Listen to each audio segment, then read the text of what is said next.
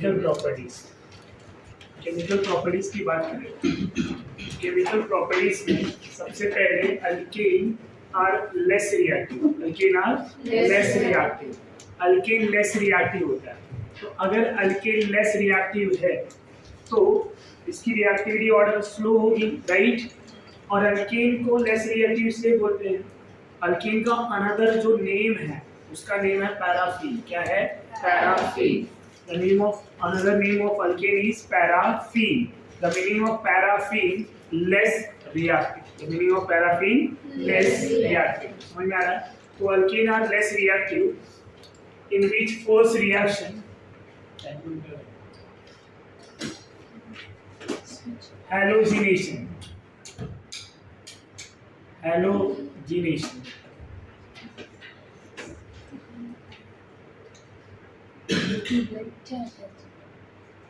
Force reaction halogenation. Now halogenation में reactivity order क्या होगा? फ्लोरीन, क्लोरीन, ब्रोमीन, आयोडीन की बात करूँ मैं, तो fluorine is a more reactive than chlorine, than bromine, than iodine. Fluorine की रिएक्टिविटी ज्यादा, than chlorine, than bromine, than iodine. Fluorine more reactive है but fluorine is a poisonous. Fluorine is a poisonous, poisonous भी है, explosive भी है, इसलिए fluorine का reaction हम नहीं कराते। हम कौन सा रिएक्शन कराएंगे? Chlorine and bromine. Fluorine reaction faster होता है, नो डाउट, बट फ्लोरीन का जो नेचर है वो क्या है? The nature of fluorine is explosive and poisonous.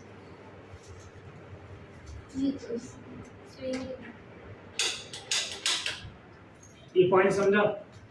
Explosive and poisonous. तो फ्लोरीन एक्सप्लोजिव एंड पॉइजनस है, इसलिए फ्लोरीन का रिएक्शन नहीं कराएंगे, क्लोरीनेशन एंड ब्रोमीनेशन की बात करेंगे। तो सबसे पहले मैं यहाँ पे अगर अल्केन ले रहा हूँ, यहाँ इन जनरल हैलोजन ले रहा हूँ, तो हैलोजन का रिएक्शन यूवी लाइट, सनलाइट और स्ट्रॉन्ग हीट पे होता है। समझ में आ रहा है? तो ये अल्केन जो है RX में चला जाएगा और क्या मिलेगा हमें? Hydrogen halide. समझ में आ रहा है? अगर मैं क्लोरीन का रिएक्शन कर रहा हूँ, तो एक एग्जांपल मैं मीथेन के लिए ले रहा हूँ। मीथेन को अगर क्लोरीन से रिएक्शन कराया यूवी लाइट के प्रेजेंस में, क्लोरीन को मैंने एक्सेस में ले लिया, क्लोरीन का क्वांटिटी ज्यादा है, क्लोरीन प्रेजेंट इन एक्सेस ना, तो यहाँ पे होगा क्या? ये क्लोरीन मीथेन के एक हाइड्रोजन को रिप्लेस करेगा, CH3Cl बनेगा और बाई प्रोडक्ट क्या मिलेगा? HCl। अब यहाँ पे क्लोरीन एक्सेस में है तो बार बार क्लोरीन आएगा। कब तक आएगा? जब तक हाइड्रोजन है, क्योंकि प्रोसीजर में क्या हो रहा है? एक क्लोरीन ऐड हो रहा है, एक हाइड्रोजन रिप्लेस हो रहा है, तो यहाँ पे क्या हो जाएगा? CH2Cl। समझ में आ रहा है? CH2Cl2 plus HCl। एक और मोल अगर क्लोरीन ले ले तब क्या होगा? एक और हाइड्रोजन रिप्लेस होगा। जब हाइड्रोजन रिप्लेस हुआ तो प्रोडक्ट क्या मिलेगा? CH plus HCl। ये समझ में आ रहा है? एक और अगर मैं क्लोरीन ले लूं तब क्या होगा? यहाँ पे CCl4 प्लस HCl, और एक और क्लोरीन ले लूं तो हाइड्रोजन रिप्लेस करने के लिए है क्या? नहीं। तो क्या रिएक्शन होगा? नहीं। ये समझ में आ रहा है? तो प्रोडक्ट क्या मिल रहा है हमें? CCl4 carbon tetra chloride. CHCl3 को क्या बोलेंगे? क्लोरोफॉर्म। क्लोरोफॉर्म या फिर IUPAC नेम ट्राइक्लोरोमीथेन, डाइक्लोरोइथेन। समझ में आ रहा है? And chloromethane. कितने प्रोडक्ट मिले? ये रिएक्शन यहाँ पे आके रुक जाएगा। समझ में आया आपको? ये रिएक्शन तब तक होगा जब तक कि पूरे हाइड्रोजन को हम रिप्लेस ना करें। तो यहाँ पे CCl4 में अब कोई हाइड्रोजन नहीं है तो रिएक्शन यहाँ पे आके रुक जाएगा। इस रिएक्शंस के मैकेनिज्म की बात करें तो मैकेनिज्म कैसा होगा? सबसे पहले मैकेनिज्म कैसा होगा? तो यहाँ पे step 1 formation of free radical. Formation of free radical. अब फ्री रेडिकल बनता कैसे है? अब ये फ्री रेडिकल कैसे बनेगा? क्लोरीन लिया है, जब यूवी लाइट और सनलाइट पे हम इसको ट्रीट करेंगे तो क्लोरीन के जो बॉन्ड के इलेक्ट्रॉन हैं वो टूट जाएंगे और एक एक इलेक्ट्रॉन लेके सेपरेट हो जाएंगे, या इसी को हम लिख सकते हैं 2Cl रेडिकल। समझ में आ रहा है आपको? कोई डाउट? तो पहले स्टेज में क्या हुआ? Formation of Cl free radical, क्योंकि कंडीशन फ्री रेडिकल का बताया था, याद है? Types of breaking, homolytic breaking, heterolytic breaking. Homolytic breaking में क्या होंगे? फ्री रेडिकल फॉर्म होंगे, किसके प्रेजेंस में? UV light, sunlight, strong temperature. समझ में आ रहा है? तो वहां पे हमें क्या मिला? Free radical. स्टेप 2 जो होगा that one is chain initiation.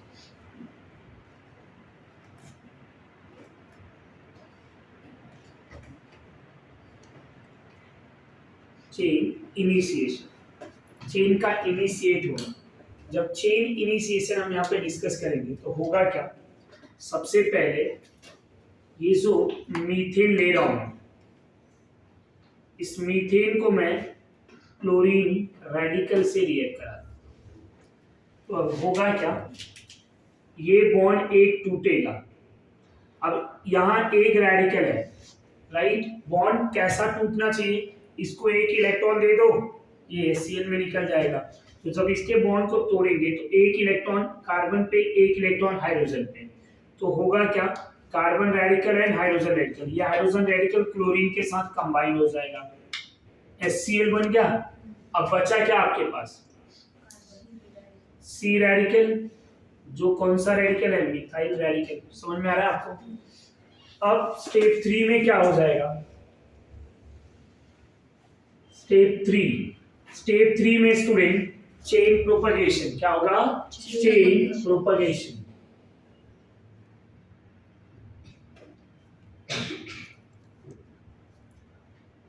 Chain का प्रोग्रेस होना, चेन का प्रोग्रेस होना, चेन प्रोपगेशन। अब चेन प्रोपगेशन में होंगे क्या?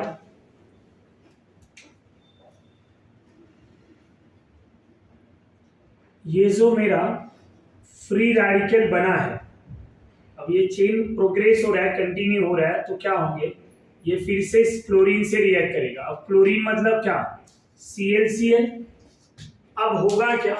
ये Cl रेडिकल यहां से बॉन्ड टूट जाएगा और ये C रेडिकल क्या बन जाएंगे? ये CH3Cl प्लस क्या मिलेगा? Cl radical. समझ में आ रहा है आपको? ये Cl रेडिकल। तो chain initiation and chain propagation, ये दोनों स्टेप कंटिन्यू होते रहेंगे। कब तक होंगे? Till the end of hydrogen.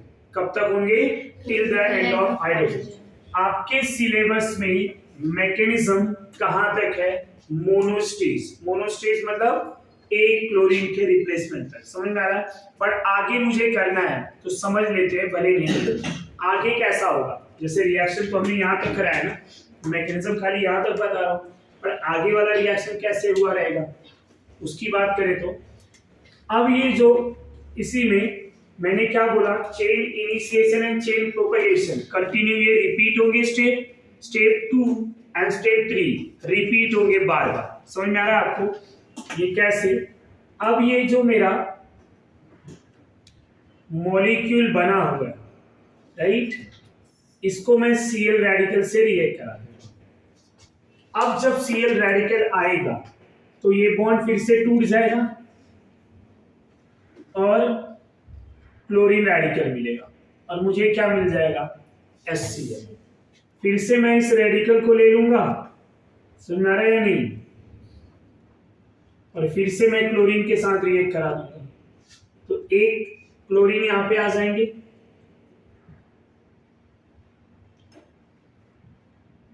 ऐसा डाइक्लोरो मिला। अब क्या करेंगे? फिर से इसी को मैं Cl रेडिकल से रिएक्ट करा दूं, फिर से फ्री रेडिकल बनेगा, फिर से क्लोरीन लेंगे। ये स्टेप बार बार क्या होगा? स्टेप 2 एंड स्टेप 3 रिपीट होंगे till the end of hydrogen. समझ में आ रहा है? इसके बाद में बात करूंगा स्टेप 4 का। स्टेप 4 क्या होंगे? चेन टर्मिनेशन, मतलब मुझे रिएक्शन रोकना है, क्या करेंगे? तो चेन टर्मिनेशन, चेन को टर्मिनेट कर दूं मैं। अब टर्मिनेट कैसे होगा? ये जो फ्री रेडिकल बन रहे हैं, इस फ्री रेडिकल को आपस में कंबाइन करा देता हूं, और जो बार बार क्लोरीन सप्लाई हो रहा है, क्लोरीन के सप्लाई को रोक दे। सबसे पहला पॉइंट ये, to stop the supply of chlorine. दूसरा पॉइंट, जितने भी फ्री रेडिकल बने हुए हैं उनको आपस में लिंक करा दे। समझ आ रहा है? तो अब यहाँ पे जो बना हुआ है, कौन कौन से फ्री रेडिकल बने हुए हैं, हमें मैकेनिज्म मोनोक्लोरिनेशन तक करना है। तो एक रेडिकल ऐसा बना था, CH3 फ्री रेडिकल, दूसरा Cl रेडिकल, राइट? यही दो बने थे, Cl रेडिकल बना और CH3 रेडिकल बना। इन दोनों को आपस में कंबाइन करा दिया तो क्या मिला? CH3Cl। अब ऐसा भी तो हो सकता है ये CH3 रेडिकल खुद के CH3 रेडिकल के साथ कंबाइन हो जाए, तब क्या मिलेगा? और ये जो क्लोरीन रेडिकल है खुद के साथ भी तो कंबाइन हो सकते हैं। समझ में आ रहा है आपको? तो रिएक्शंस के थ्रू ये वाला प्रोडक्ट तो नहीं मिल रहा था, राइट? ये रिएक्शन है, इसमें इथेन मिला था क्या? नहीं। पर मैकेनिज्म से ये भी पता चलता है कि इथेन भी बन सकते हैं। समझ में आ रहा है आपको? कैसे? जो मिथाइल रेडिकल है, रेडिकल आपस में कंबाइन, ये ध्यान में रखिए। अब यहाँ सबसे इंपॉर्टेंट पॉइंट ये कि halogenation of alkane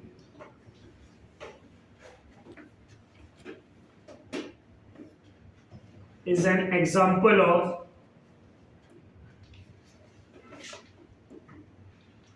free radical substitution reaction।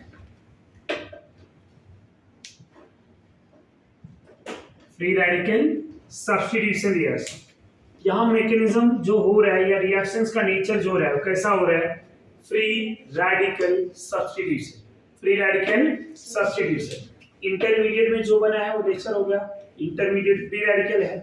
Reaction में ओवरऑल क्या हो रहा है? एक क्लोरीन आ रहा है तो एक हाइड्रोजन जा रहा है, तो एक आया दूसरा ग्रुप गया, तो type of reaction is substitution reaction. समझ में आ रहा है? और खाली ग्रुप एलिमिनेट ही हो रहा है तो क्या बोलेंगे? एलिमिनेशन। समझ में आ रहा है? और ग्रुप ओनली ऐड हो रहा है तो क्या होगा? एडिशन। पर यहाँ आ भी रहा है और जा भी रहा है तो टाइप ऑफ रिएक्शन इज, ये समझा? अब दूसरा एग्जांपल, इथेन ले लूं मैं, क्लोरीन से रिएक्ट करा दूं यूवी लाइट सनलाइट के प्रेजेंस में, क्या मिलेगा मुझे? CH3CH2Cl plus HCl। समझ में आ रहा है? प्रोपेन ले लूं तो भी। अब एक्सेस ऑफ क्लोरीन ले लिया तब क्या होगा? एक्सेस ऑफ क्लोरीन, यहीं पे रिएक्शन में ऐसा दे दें,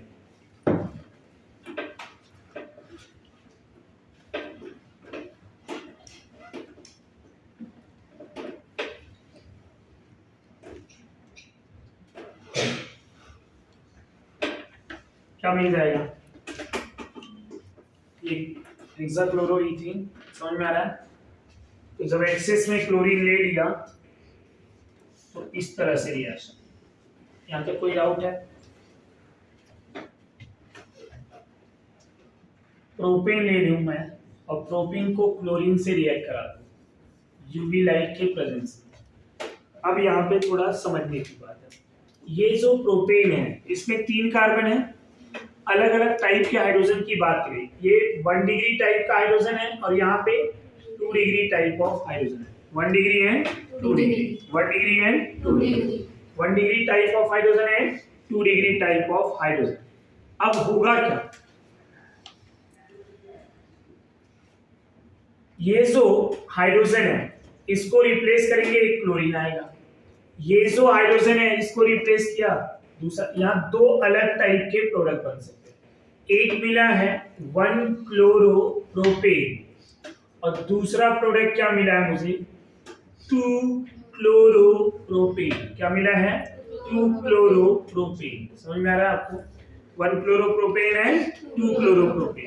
अच्छा, ऐसे टाइप के क्वेश्चन एमसीक्यू में भी पूछे जाते हैं कि प्रोपेन को रिएक्ट कराया तो how many monochloro derivative product are form, आपने एमसीक्यू में देखा है जीओसी में, समझ में आ रहा है।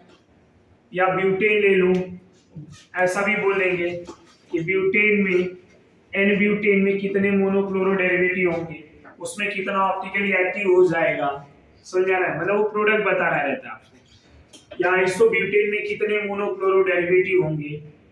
तो ये क्वेश्चंस कैसे सॉल्व करना है, जितने डिफरेंट टाइप ऑफ हाइड्रोजन होंगे, यहाँ कितने डिफरेंट टाइप के हाइड्रोजन है, 2, समझ में आ रहा है। पूरा हाइड्रोजन काउंट नहीं करना है, मैंने क्या पूछा है कि डिफरेंट टाइप ऑफ, समझ में आ रहा है। 1 डिग्री के तो 3 and 3 6 हाइड्रोजन है, 2 डिग्री के 2 है, तो बट हमने टाइप मतलब number of degree of hydrogen नहीं पूछा है, हमने क्या पूछा है different type of hydrogen.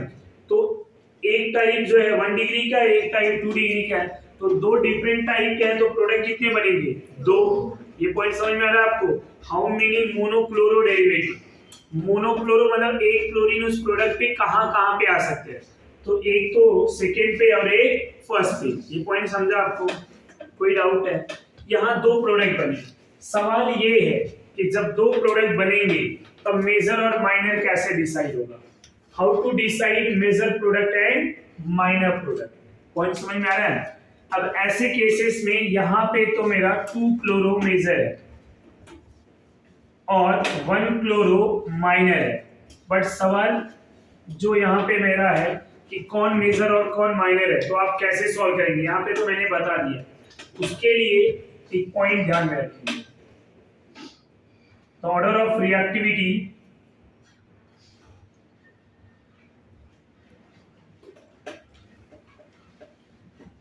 of hydrogen, reactivity of alkane या of hydrogen, 3 degree hydrogen easily replaceable then 2 degree hydrogen then 1 degree hydrogen।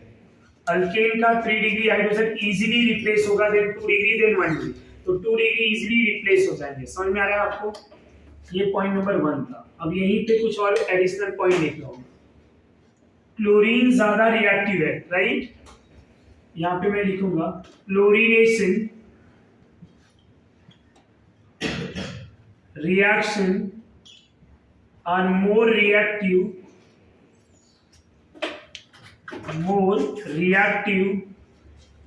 less selective, more reactive, less selective।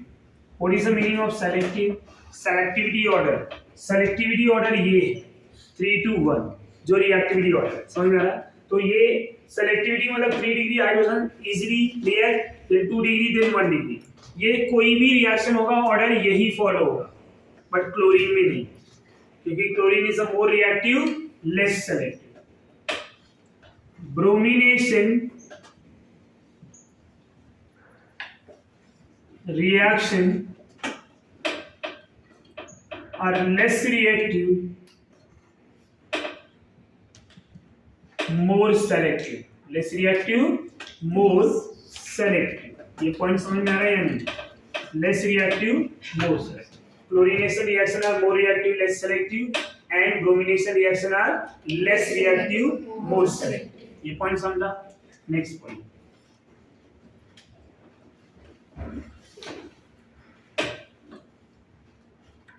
major product of chlorination reaction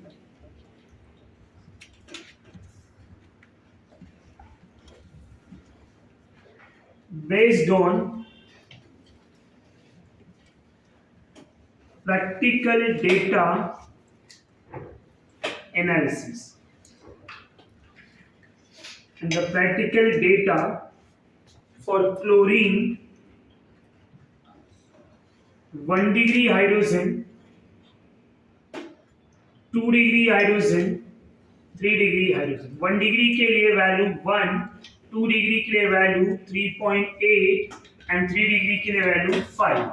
ये chlorine, ये value fix है, चाहे वहां propane हो, चाहे butane हो, चाहे पेंटेन हो, कोई भी हो, ये क्लोरीनेशन रिएक्शन होगा, उसमें जितने भी 1 डिग्री हाइड्रोजन है उनको मल्टीप्लाई बाय 1 से करेंगे, जितने भी 2 डिग्री हाइड्रोजन होंगे मल्टीप्लाई बाय 3.8 करेंगे, जितने भी 3 डिग्री हाइड्रोजन होंगे मल्टीप्लाई बाय 5 करेंगे। ये समझ में आ रहा है? ये प्रैक्टिकल वैल्यू है, प्रैक्टिकल डेटा वैल्यू। और क्लोरीनेशन का प्रोडक्ट ये ऑर्डर को फॉलो नहीं करता। किसको फॉलो करेगा? Practical data. ये एक ऐसा रिएक्शन है। बाकी ब्रोमिनेशन, नाइट्रेशन, सल्फोनेशन, कोई भी रिएक्शन है, the order of reactivity of alkane in general 3 to 1। 3 degree hydrogen easily replaceable, then 2 degree, then 1 degree. But chlorine में ऐसा सम टाइम हो भी सकता है, रूल फॉलो भी कर दे, सम टाइम नहीं। तो मैं ऐसा बोलूंगा ही नहीं, क्योंकि यहाँ पे भी जो मेजर माइनर मिला है ना, थ्योरेटिकल एंड प्रैक्टिकल दोनों कोइंसिडेंट सेम हो गए। बट जरूरी नहीं कि हर टाइम सेम हो, और ये भी जरूरी नहीं कि हर टाइम डिफरेंट भी हो। समझ में आ रहा है? बट हमेशा हम किससे कैलकुलेट करेंगे? डेटा वैल्यू से। जो डेटा वैल्यू दिया नहीं रहेगा आपको याद कर लेना। समझ में आ रहा है आपको? क्लोरीनेशन एंड ब्रोमिनेशन के लिए 1 डिग्री हाइड्रोजन है तो 1 ही वैल्यू होगा। वैल्यू कितना होगा? 1। एंड 2 डिग्री है तो 82, 3 डिग्री है तो 1600। बहुत ज्यादा वैल्यू है। अब एक भी 3 डिग्री हाइड्रोजन आया तो मल्टीप्लाई बाय 1600 ना, नो डाउट यही मेजर होगा। 99% के रेशियो में होगा ये। और सेम ये भी मेजर तो यही होने वाला है। समझ में आ रहा है आपको? तो ये केसेस है। अब इसको अप्लाई कैसे करेंगे? अगर मैं इस वाले रिएक्शंस को समझने का ट्राई करूं तो पहले इस तरह से, वही सेम ऊपर वाला रिएक्शन, पर इस बार इनके हाइड्रोजन को ओपन कर रहा हूं यूवी लाइट के प्रेजेंस में। सबसे पहले यहां 2 प्रोडक्ट बनेंगे। दोनों प्रोडक्ट को मैं बना देता हूं। प्रोडक्ट बॉन्ड लाइन में ही बना रहा हूं। चलो Ca और ऐसा। हमने मेजर इसको लिखा है, पर क्यों लिखा है उसका रीजन बताता हूं। और ये माइनर है, क्यों माइनर? अब 1 डिग्री हाइड्रोजन यहाँ पे कितने हैं? 3 and 3, दोनों के नेचर सेम है, 6। 2 डिग्री हाइड्रोजन कितने हैं? 2, राइट? ये हाइड्रोजन है। अब यहाँ डेटा क्या बोलते हैं? जितना भी 1 डिग्री हाइड्रोजन है मल्टीप्लाई बाय क्या हो जाएगा? जितने भी 2 डिग्री हाइड्रोजन है मल्टीप्लाई बाय 3.8, कितना आएगा वैल्यू? 7.6। ये मिला। अब किसकी वैल्यू ज्यादा है, 1 डिग्री का या 2 डिग्री का? 2 डिग्री का। मतलब नो डाउट मेजर वही मिलने वाला है। अब क्या करेंगे? टोटल वैल्यू कितना होगा? 13.6 ऐड कर दिया। समझ में आ रहा है? अब टोटल वैल्यू पता है, 1 डिग्री पता है, 2 डिग्री पता है। परसेंटेज निकाल सकते हैं, एग्जैक्ट परसेंटेज पता चलेगा। कैसे? यहाँ तो मैंने खाली मेजर माइनर लिखा है ना, यहाँ एग्जैक्ट परसेंटेज लिखेंगे तो कैलकुलेशन के लिए रेडी रहेगा। नाउ 1 डिग्री हाइड्रोजन का प्रोडक्ट कैसे? 6 डिवाइड बाय 13.6 into 100, परसेंटेज चाहिए तो multiply by 100, right? 2 degree hydrogen का परसेंटेज कितना होगा? 7.6 डिवाइड बाय 13.6 into 100। बोलो जरा कैलकुलेशन कितना है?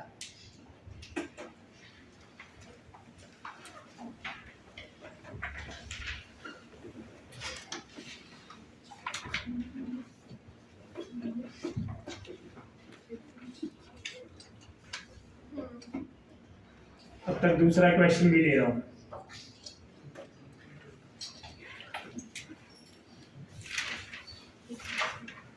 फर्स्ट प्रोडक्ट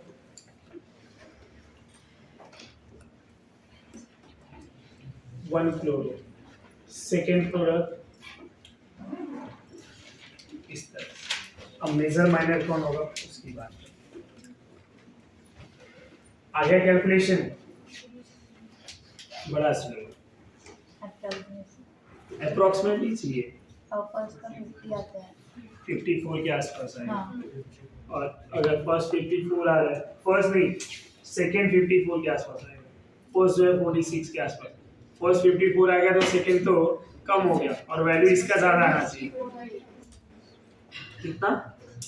50 पॉइंट में कभी नहीं आएगा। दोनों में से किसी का तो 54 आ रहा है। 54 आ रहा है तो ये आ रहा है 7.6, तो ये 54 है तो ये 46 के रेंज में आएगा। या समझ में आ रहा है? चेक कर सकते हैं एक बार, रेंज थोड़ा बहुत आगे पीछे हो सकता है। एग्जैक्ट आपको एग्जैक्ट आना चाहिए। ये 44 तो मतलब ये 56 44 56 ओवरऑल 100 होगा ना। परसेंटेज ओवरऑल कितना होगा? 100। तो अगर एक आया तो दूसरा इजीली आ जाएगा, कैलकुलेट करने की जरूरत नहीं है। नाउ यहाँ पे ध्यान देंगे। अब यहाँ पे 1 डिग्री हाइड्रोजन कितने हैं अपने पास? 3 3 3 कितने हो गए? और 3 डिग्री हाइड्रोजन कितने हैं? तो 9 इंटू 1 कितना आया? 9। 1 इंटू कितना हुआ? 5। अब टोटल हाइड्रोजन कितना हुआ? 14। परसेंटेज निकालना है, कैसे निकालेंगे जरा बताओ।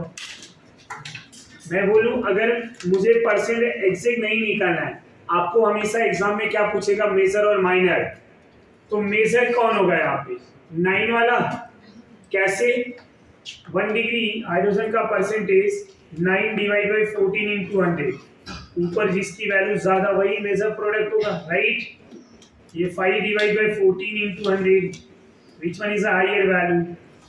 नो डाउट 1 डिग्री का, तो ये हो गया मेजर और ये हो जाएंगे माइनर। समझ में आ रहा है आपको? मैंने कैलकुलेशन करके बताया ये मेजर ये माइनर है। आपको मेजर माइनर दिया रहेगा यही कैलकुलेशन के अकॉर्डिंग, पर आपके सिलेबस में कैलकुलेशन नहीं दिया है। सिलेबस में कैलकुलेशन नहीं दिया है, पर मेजर माइनर यही रेशियो से निकाला जाता है क्लोरीन का। समझ में आ रहा है? और उन्होंने भी मेजर यही माना है और माइनर यही माना है, ये भी ध्यान में रखिए। कैलकुलेशन पार्ट हमारे सिलेबस में नहीं है, बट बिना कैलकुलेशन का हम मेजर माइनर समझ नहीं सकते, या तो रट्टा मार दें, जो कि पॉसिबल नहीं है। और कोई दूसरा एग्जांपल दे दिया तो कितना रट्टा मारेंगे। तो कॉन्सेप्ट समझ लीजिए, आप पूरा कैलकुलेट नहीं भी कर रहे तो भी फर्क नहीं, खाली यहाँ से देखेंगे। मैं आपको बताऊं एक सॉफ्टवेयर ऐसा भी, ये भी मत कैलकुलेट करो, खाली ये दोनों की वैल्यू देख लो। जिसकी वैल्यू ज्यादा, नो डाउट वही प्रोडक्ट ज्यादा देगा। समझ में आ रहा है? मेजर माइनर में एग्जैक्ट परसेंटेज निकालना है, कैसे निकाला वो समझ में आ गया? इसका भी निकाल सकते हैं, 64 36 के आसपास आएगा। 33 आता है। हाँ तो वो 34 इसका आएगा और इसका 66 आएगा, 65 पॉइंट समथिंग जो 66। समझ में आ रहा है? कोई डाउट है? तो एग्जैक्ट भी निकाला जा सकता है। एग्जैक्ट निकालेंगे तो ये 66 के आसपास और ये 34 के आसपास लिख सकते हैं। अब यहीं पे अगर ये देखो 66 एंड 34 मिल रहा है, 1 डिग्री मेजर हो रहा है, 3 डिग्री माइनर, पर ब्रोमीन आया तो 3 डिग्री मेजर। उसका रीजन पता है? क्योंकि भले 1 डिग्री 3 डिग्री एक ही है, पर ब्रोमीन की वैल्यू कितनी है? 1600 है। कितनी है? 1600। 1 डिग्री हाइड्रोजन 9 इंटू 1 9 हो गया। 3 डिग्री हाइड्रोजन कितना होगा? 1 इंटू तो 1600, राइट? टोटल की बात करें 1609। समझ में आ रहा है? अब यहां प्रोडक्ट ऐसा,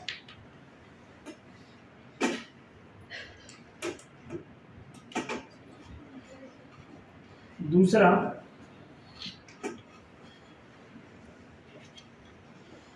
मेजर कौन आएगा? यही, no doubt as I told you, जो वैल्यू बिगर है, कहा 9 कहा 1600, मेजर कौन होगा वो समझ में आ रहा है? तो this one is a major and this one is minor. ये समझा आपको? तो ये ब्रोमिनेशन हो गया। अब अगर आयोडीनेशन की बात करें तो आयोडीनेशन रिएक्शन भी समझ लीजिए। आयोडीनेशन में अगर मैं ईथेन ले लूं और आयोडीन से रिएक्ट करा दूं, रिएक्शन ध्यान देंगे, तो क्या मिलेगा आपको? CH3CH2I प्लस क्या मिल रहा है? HI। और HI कौन है? HI कौन है? Hydrogen iodide. क्या बोला था? हाइड्रोजन आयोडाइड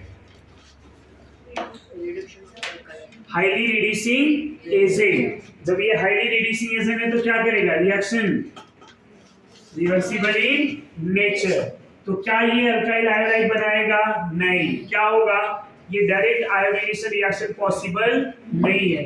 रीजन जो बाई प्रोडक्ट HI बन रहा है, आपने अल्केन में वही मेथड ऑफ प्रिपरेशन पढ़ा था, कल का लेक्चर याद है? कहाँ है याद होता तो आंसर बता दे।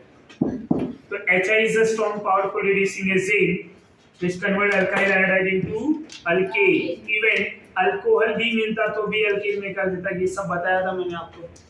तो अगर अल्काइल आयोडाइड बन रहा है और HI बन रहा है तो क्या ये रिएक्शन सुटेबल है? नहीं। तो मुझे अगर अल्काइल आयोडाइड बनाना है by using alkane with I2 क्या करना पड़ेगा? ये रिड्यूसिंग एजेंट है, राइट? ये रिड्यूसिंग एजेंट है। अगर मुझे ये ना मिले प्रोडक्ट में तो क्या करना चाहिए? रिएक्टेंट में क्या यूज करना चाहिए? इसका एंटी, इसका दुश्मन। आप किसके सामने नहीं आओगे? अपने दुश्मन के सामने ना, दोस्त के सामने तो आ ही जाओगे।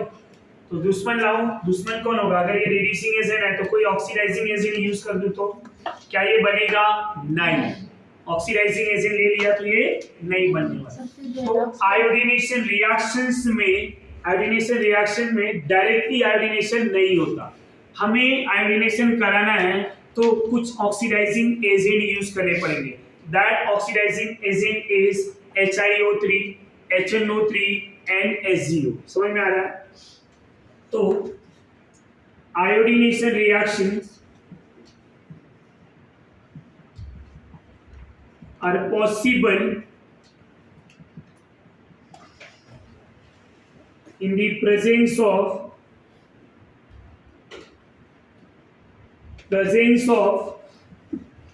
oxidizing agent like HiO3, HNO3 and HgO। समझ में आ रहा है आपको? इनमें से किसी एक को यूज कर लेते हैं। अगर मैंने CH3 इथेन लिया है, I2 लिया है और HiO3 के साथ रिएक्ट कराया तो क्या होगा? ये इथेन आयोडीन के साथ इथाइल आयोडाइड में जाएगा, राइट? प्लस अब बाई प्रोडक्ट क्या बनेंगे? जितने यहाँ पे एक ट्रिक याद रखना बाई प्रोडक्ट के लिए, ऑक्सीडाइजिंग एजेंट में जितने भी ऑक्सीजन है वो बाई प्रोडक्ट में वाटर के फॉर्म में निकलेंगे। कितना ऑक्सीजन है? 3। वाटर कितना निकला? 3। ये समझ में आ गया? 3 मोल ऑफ वाटर। हुआ क्या है? 3H2 में 6 हाइड्रोजन यूज करना पड़ा मुझे। अब 6 में से मेरे पास कितने थे? तो और कितने चाहिए? 5। 1 मोल अल्केन से 1 मोल अल्काइल आयोडाइड बना है जिसमें 1 हाइड्रोजन रिप्लेस हुआ है, तो 1 आयोडीन आया। तो मुझे 5 हाइड्रोजन और चाहिए। क्या करना पड़ेगा? इसके 5 मोल ले लूं तो 5 आयोडीन आ जाएगा और 5 हाइड्रोजन क्या होगा? रिप्लेस होगा। तो यहाँ पे बैलेंस करने के लिए 5 मोल, तो यहाँ क्या हो जाएगा? 5 मोल। अब आयोडीन कितना आया? 5। मेरे पास कितने? 2 and 1 3 और कितने चाहिए? तो यहाँ पे मल्टीप्लाई बाय 2। समझ में आ रहा है या नहीं? चेक करो जरा, रिएक्शन बैलेंस है, रिएक्शन क्लियरली बैलेंस है। दूसरा यही से आयोडीन ले लूं मैं, अब ऑक्सीडाइजिंग एजेंट HNO3 ले लेता हूं। अब क्या मिलेंगे? CH3CH2I, 3 ऑक्सीजन है यहाँ पे भी, 3H2O। नाइट्रोजन कौन से फॉर्म में जाएगा? अमोनिया के फॉर्म में। अब यहाँ हाइड्रोजन कितने हैं? 6 and 3 9। 6 हाइड्रोजन इधर, 3 इधर, 9 ना। मेरे पास कितने हैं? 1 और कितने चाहिए? 8। 8 के लिए मल्टीप्लाई बाय 8, इधर भी क्या हो जाएगा? 8। अब आयोडीन कितना हो गया? 8। तो और कितना इधर? Multiply by 4। क्या रिएक्शन बैलेंस है? चेक करो बैलेंस। समझ में आ रहा है आपको लॉजिक? तीसरा, इथेन को अगर आयोडीन और HgO के साथ रिएक्ट कराया, ये इथाइल आयोडाइड, 1 ऑक्सीजन है तो क्या मिलेगा? 1 मोल वाटर। जो Hg है कौन से फॉर्म में जाएगा? Ag2 के फॉर्म में जाएगा। कौन से फॉर्म में जाएगा? Ag2। अब इसको बैलेंस करने के लिए H2O में 2 हाइड्रोजन, तो क्या करना पड़ेगा? 2 मोल, इधर भी 2 मोल। आयोडीन कितने हुए? 2 और 2 4, इधर 2। Reaction balance. समझ में आ रहा है? अब यहाँ पे फ्लोरिनेशन का पॉइंट क्या है? Major product form according to practical data. Bromination में चाहे आप प्रैक्टिकली करें या थ्योरेटिकली करें, दोनों में सेम ऑर्डर आने वाला है। बट क्लोरीन में प्रैक्टिकल में आंसर कभी रॉन्ग भी आ सकते हैं थ्योरेटिकल के अकॉर्डिंग। तो हमें क्या देखना होगा? हमेशा प्रैक्टिकल डेटा ही देखना होगा, क्योंकि major product of chlorination reaction based on practical data value. Practical data value समझ में आ रहा है? ये ध्यान में रखिए। यहाँ तक कोई doubt? 1 degree hydrogen 1, 2 degree hydrogen के लिए 3.8, 3 डिग्री के लिए 5, ब्रोमीन में वैल्यू 1, 82 एंड 1600। ये समझ में आ गया? डायरेक्ट आयोडीनेशन रिएक्शन पॉसिबल नहीं है क्योंकि HI बन रहा है। HI is a powerful reducing agent which are reversible in nature. तो आयोडीनेशन कराना है तो क्या करना पड़ेगा? कुछ oxidising agent like as HiO3, HNO3 and HgO। ये समझा आपको? Fluorination reaction are not possible. Reason? Due to explosive and poisonous nature. तो fluorination reaction explosive and poisonous होता है, इसलिए हम रिएक्शन नहीं कराते। Right?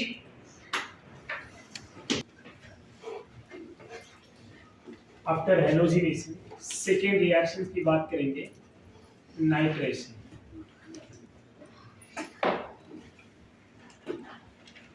Second reaction nitration reaction. अब नाइट्रेशन में कौन सा ग्रुप अटैच होगा? तो NO2 ग्रुप अटैच होते हैं नाइट्रेशन में। ग्रुप कौन सा अटैच होगा अल्केन पे? NO2 group. राइट? रिएजेंट क्या यूज होंगे? रिएजेंट की मैं बात करूं तो reagent is concentrated HNO3. reagent is concentrated HNO3. समझ में आ रहा है? तो reagent हम क्या यूज करेंगे? concentrated HNO3। नाइट्रेशन रिएक्शन के अल्केन में reagent concentrated HNO3 है। दूसरा हम ना नाइट्रेटिक मिक्सचर भी यूज कर सकते हैं।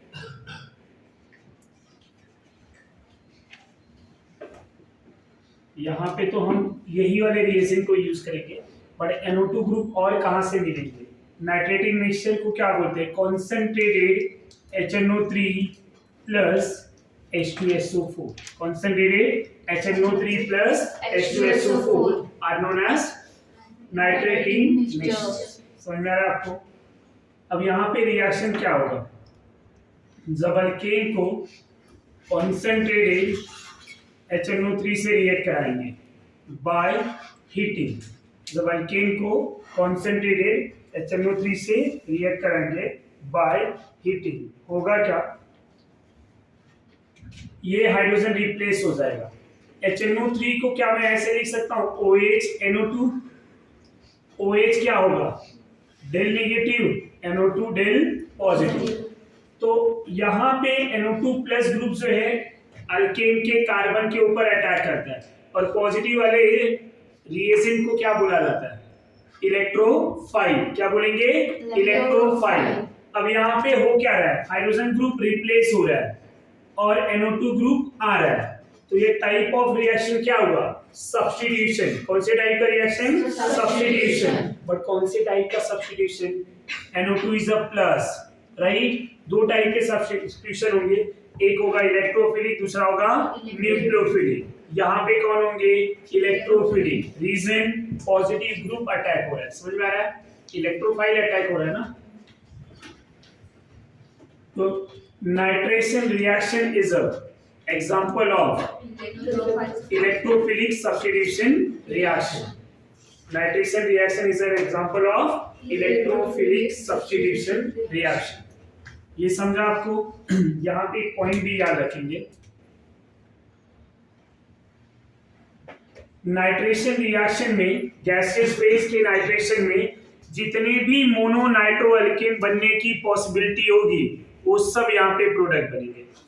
इन nitration of alkane gaseous phase of nitration of alkane, all mononitroalkane product are possible. All mononitroalkane product are possible by direct substitution reaction, or by breaking of carbon carbon bond. समझ में आ रहा है आपको? यहाँ पे प्रोडक्ट जो बनेंगे, जितने भी मोनोनाइट्रो की पॉसिबिलिटी होगी सब बनेंगे। समझ में आ रहा है?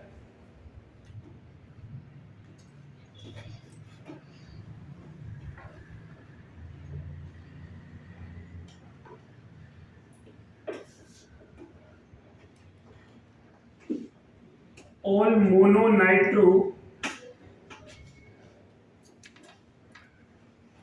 alkane product are formed by direct substitution reaction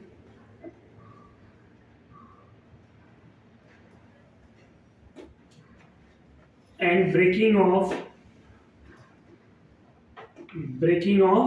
carbon carbon bond, breaking of carbon carbon bond. समझ में आ रहा है आपको? अब इनके एग्जांपल लीजिए। गैस फेज बोले हैं, मतलब समझ में आया आपको? गैस फेज, ये दोनों पॉइंट इंपॉर्टेंट है। गैस फेज मतलब gaseous alkane C1 to C4। समझ में आ रहा है आपको?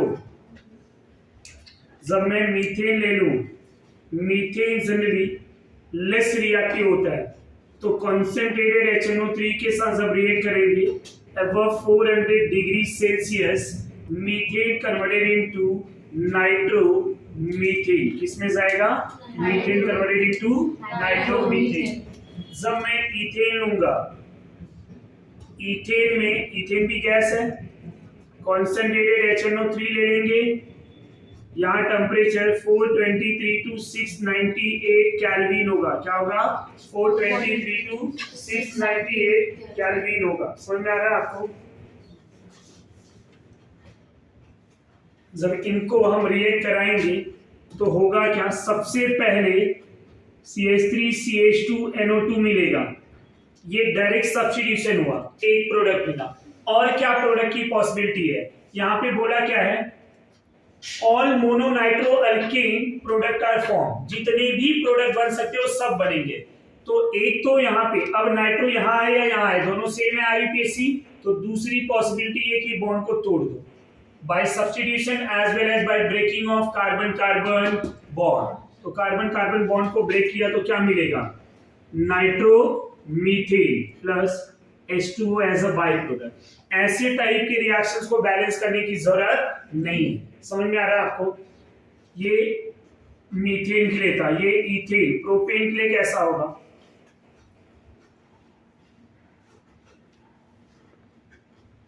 कॉन्सेंट्रेटेड HNO3 एंड H2SO4 ले लेंगे, 423 to 698 केल्विन टेम्परेचर।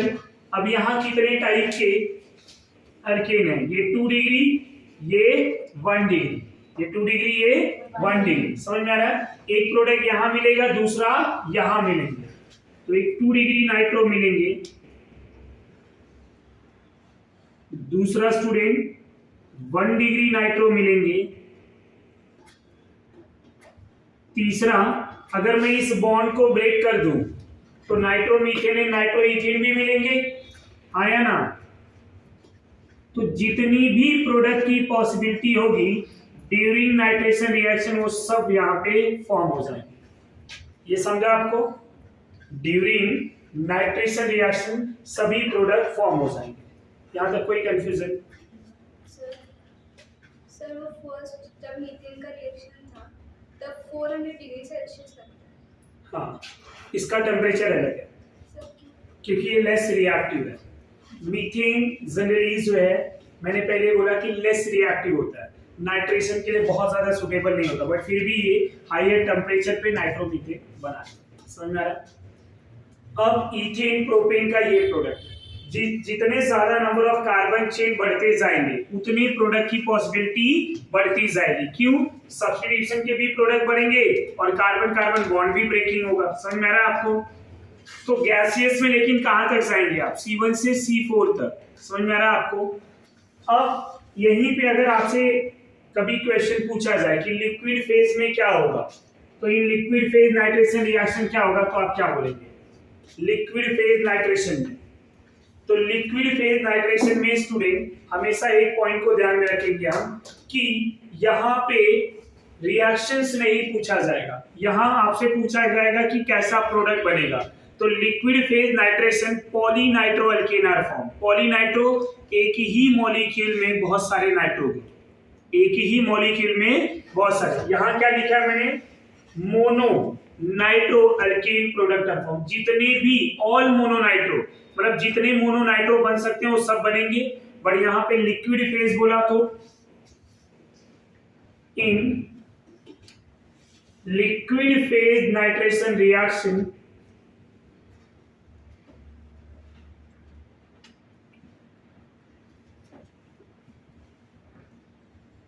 पॉलीनाइट्रो